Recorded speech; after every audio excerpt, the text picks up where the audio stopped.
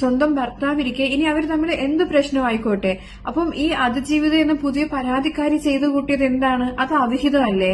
എന്തുകൊണ്ടാണ് അവർ ചെയ്ത തെണ്ടിത്തട്ട് പറ്റി ആരും സംസാരിക്കാത്തത്? അത് ആർക്കൊരു പ്രശ്നമല്ലേ?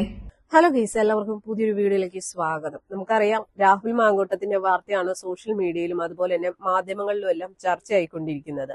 ഇതിലൊരു കൂട്ടം ആൾക്കാര് രാഹുലിനെ സപ്പോർട്ട് ചെയ്യുന്നുണ്ട്, അതുപോലെ തന്നെ ഒരു കൂട്ടം ആൾക്കാര് രാഹുൽ ചെയ്തത് ഈ കുറ്റകൃത്യങ്ങൾ ചെയ്തു എന്ന് പറയുന്നുണ്ട്.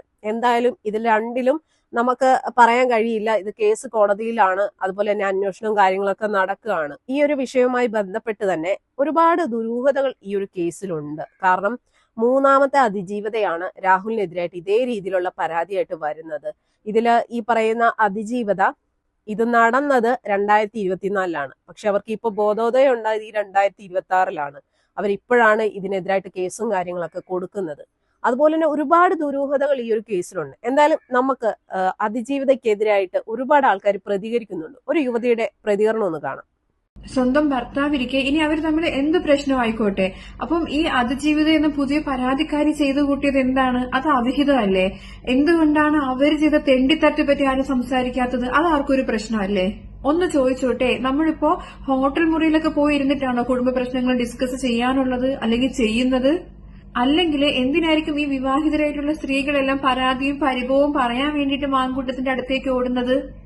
അവിടെയാണോ കുടുംബ കോടതിയും അല്ലെങ്കിൽ എന്താ പറയാ മറ്റേ മാങ്കൂട്ടം ഇനി വല്ല കൗൺസിലിംഗ് സെന്ററും നടത്തുന്നുണ്ടോ?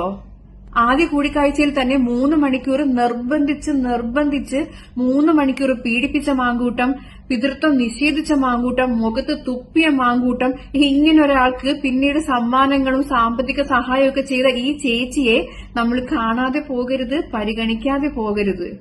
അപ്പൊ തന്നെ നെല്ല് പുഴുങ്ങി കുത്തിയുണ്ടാക്കുന്ന അരി വേവിച്ച് കഴിക്കുന്ന മലയാളികൾക്ക് കാര്യം മനസ്സിലാവില്ലേ? മലയാളികൾ എന്താ പൊട്ടന്മാരാണോ? ഇപ്പൊ എന്നെ ആരെങ്കിലും സ്നേഹം നടിച്ച് പീഡിപ്പിച്ച് ഞാനെങ്ങാനും ഗർഭം ധരിച്ചു പോയാല് എന്റെ പൊന്നെ, ഞാൻ പിന്നെ ആ പരിസരത്തോലും പോയില്ല. പിന്നെ നമ്മൾ എടുത്തു പറയേണ്ട ഒരു കാര്യമുണ്ട്, ഈ മറ്റേ എല്ലിൻ കഷ്ണം കിട്ടിയ പട്ടിയെ പോലെ കിടന്ന് പിടയുന്ന നമ്മുടെ മാധ്യമ പ്രവർത്തകരൊക്കെ ഈ ഒരു മാങ്കൂട്ടത്തിന്റെ വിഷയത്തിൽ കിടന്ന് കാണിക്കുന്ന വ്യഗ്രത എല്ലാ കാര്യത്തിലും കാണിച്ചിരുന്നെങ്കിലും നമ്മളെ കേരളം എന്നേ നന്നായി പോയേനെ.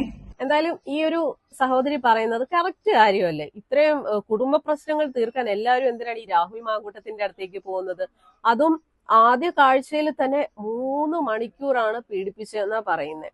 ഇതൊക്കെ പോട്ടെ, പീഡനം എല്ലാം കഴിഞ്ഞതിന് ശേഷം ഈ പറയുന്ന രാഹുൽ മാങ്കൂട്ടത്തിന് ഇവര് ഫ്ലാറ്റ് വാങ്ങാൻ പൈസ ഓഫർ ചെയ്യുന്നു, ചെരുപ്പ് വാങ്ങാൻ പൈസ ഓഫർ ചെയ്യുന്നു. അതൊക്കെ എന്തിന്റെ പേരിൽ? അതൊന്നും മനസ്സിലാവുന്നില്ല. സത്യം പറഞ്ഞു കഴിഞ്ഞാൽ ഇവിടെ ഈ പറയുന്ന അതിജീവിത പറയുന്നത് സത്യമാണോ എന്നുള്ള കാര്യത്തിൽ നല്ല ഡൗട്ടുണ്ട്.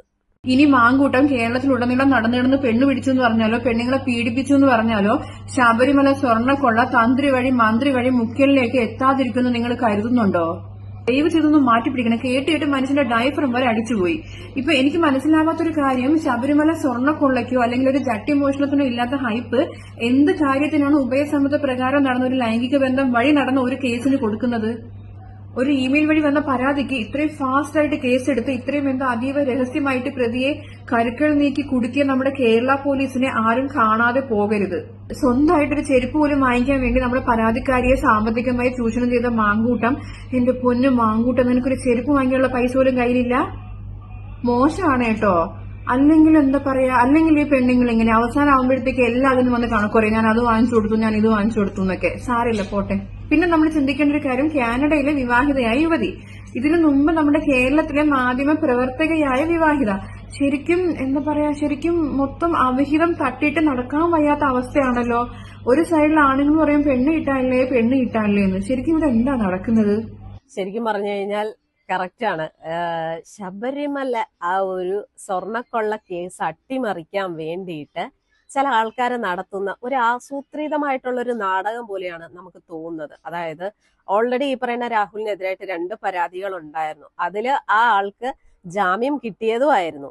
എപ്പോ വിളിച്ചാലും ഹാജരാകണം എന്നുള്ള ഉടമ്പടിയോടുകൂടി അയാൾക്ക് ജാമ്യം കിട്ടിയതാണ്. പിന്നെ ഇങ്ങനെ ഒരു 3ാമത്തെ കേസ് വരുന്നു. പാതിരാത്രി 12:30 അയാളെ അറസ്റ്റ് ചെയ്യുന്നു. ആ ഒരു ന്യൂസ് ഭയങ്കര എക്സ്ക്ലൂസീവ് ആകുന്നു. എന്തൊക്കെയോ മറയ്ക്കാൻ വേണ്ടിയിട്ട് ഒരാളെ കരുവാക്കുന്ന പോലെയാണ് നമുക്ക് ഇത് കാണുമ്പോൾ തോന്നുന്നത്. എന്തായാലും ഈ ഒരു അതിജീവിത പറയുന്നതില് വിശ്വസനീയമായിട്ട് ഒന്നും തന്നെ തോന്നുന്നില്ല. ഇവര് രണ്ടുപേരും ഒരുപക്ഷെ ഇതൊക്കെ ചെയ്തിട്ടുണ്ടാവാം. അത് രണ്ടുപേരുടെ ഇഷ്ടത്തോടു കൂടി ചെയ്തതായിരിക്കാം. പക്ഷെ ഇപ്പൊ എന്തിന്റെയോ പേരില് 2024 നടന്ന ഈ ഒരു സംഭവം ഈ 2026 കുത്തിപ്പൊക്കിക്കൊണ്ട് വന്ന് ഇയാളെ ഈ ഒരു രീതിയിൽ അറസ്റ്റ് ചെയ്തൊക്കെ കൊണ്ടുപോകണം എന്നുണ്ടെങ്കിൽ ഇതിന് പിന്നിൽ ആരൊക്കെയോ നല്ല രീതിയിൽ ഗൂഢാലോചന ചെയ്ത് കളിച്ചിട്ടുണ്ട്. ഇപ്പൊ ഈ ഒരു സഹോദരി പറഞ്ഞ പോലെ തന്നെ സ്വർണ്ണക്കൊള്ള, അതിലെ തന്ത്രിയെ പിടിച്ചതിന് തൊട്ടു പിന്നാലെയാണ് രാഹുൽ മാങ്കൂട്ടത്തിന് ഈ ഒരു കേസും കുത്തിപ്പൊക്കിക്കൊണ്ട് വന്നിരിക്കുന്നത്. ഇതൊക്കെ കണ്ടിരിക്കുന്ന ജനങ്ങള് പൊട്ടന്മാരും മണ്ടന്മാരും ഒന്നും അല്ല. എന്തായാലും രാഹുൽ മാങ്കൂട്ടത്തിന്റെ കേസ് നടക്കട്ടെ, നമുക്ക് നോക്കാം ഇതിൽ ആർക്ക് ന്യായം കിട്ടും, ആര് ജയിക്കും, ആരുടെ ഭാഗത്താണ് തെറ്റ് എന്നുള്ളതൊക്കെ നമുക്കറിയാം.